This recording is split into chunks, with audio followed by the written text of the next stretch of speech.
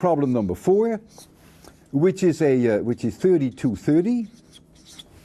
It is a step-up transformer, and it is an ideal transformer, and I will come back to that several times, what I mean by that. I have a primary winding whereby the driving EMF has 121 volts RMS. And of course it goes with cosine omega t. It has N1 windings. And on the secondary side,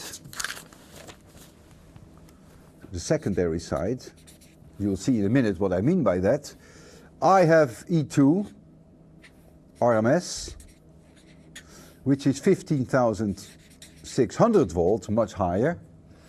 I have N2 windings, and I2 must be smaller or equal to 10 to the minus 2 amperes. If not, then a fuse will blow. What would a transformer like this look like? Well, they are made of sheets of iron, and these sheets have this shape. This is open. And the sheets are glued together, many of them. And the reason why that's done is to avoid eddy currents. You'll learn about eddy currents later. Here is the primary winding. And so here is your E1, E01 cosine omega t. It's driving this, and it has N1 windings. And here is your secondary winding. There could be a resistor here, and there would be a voltmeter V2 here, and this has N2 windings. And this voltmeter would read E2, which is an induced EMF. I'll write for that E02 cosine omega t. And I assume that the two are exactly in phase. The whole thing is a little bit simplified, and I would refer you to page 1014 if you want to read up on this in some more detail. Now I can do the closed loop integral of E dot dl, both in this loop and in this loop. Faraday's law. Kirchhoff's law is for the birds, it doesn't hold.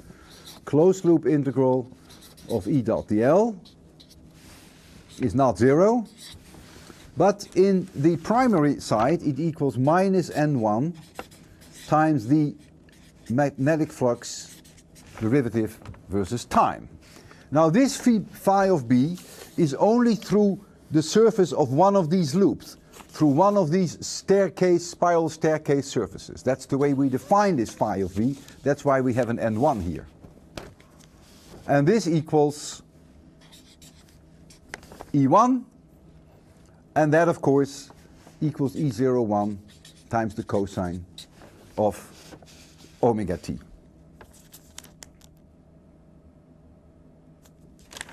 Now we go to the second side. And when we go to the second side, the integral of E dot dl again is not 0. Again, Kirchhoff's law is for the birds, but now I get N2 times the same d phi b dt. And that, of course, equals my E2, which is E02 times cosine omega t. Why is it the same?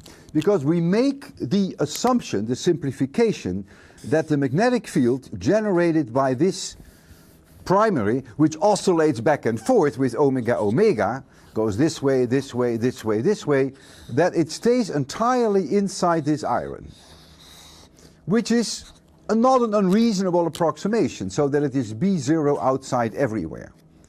So that would mean that the flux going through one of these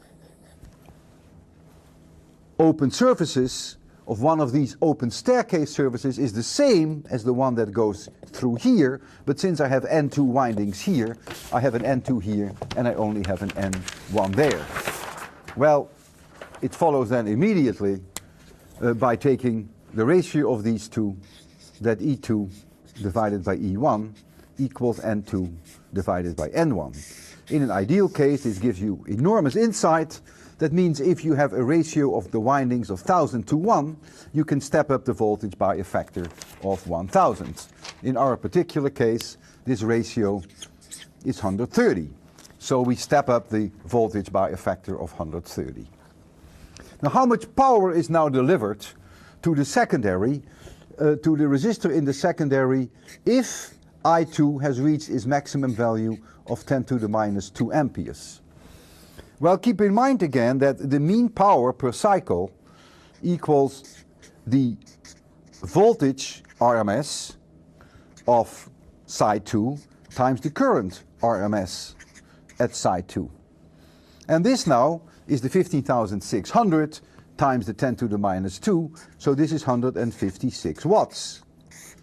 If the situation is ideal, which it almost never is, that means if there is no energy loss, if there is no heat loss, which is not true. If you put your hands on these transformers, they are warm, believe me, you can even burn your hands. In fact, sometimes the glue that is used to glue these sheets of metal together can even melt.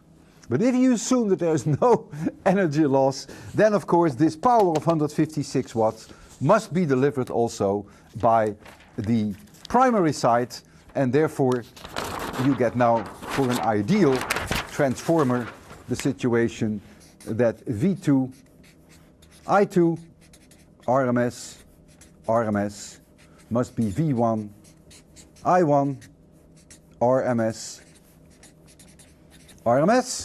and this is 156 watts, and so you will have no problems to calculate that I1 RMS is 1.3 amperes. So you see now that the voltages step up in ratio N2 over N1, but the currents step down in ratio N1 over N2. So the voltages are proportional to the number of windings, but the currents are inversely proportional to the windings, in order to keep the power delivered to the left side the same as the power to the right side. Because notice that this current here in 1 is substantially higher, is 130 times higher than the power, than the current in the secondary part number 2.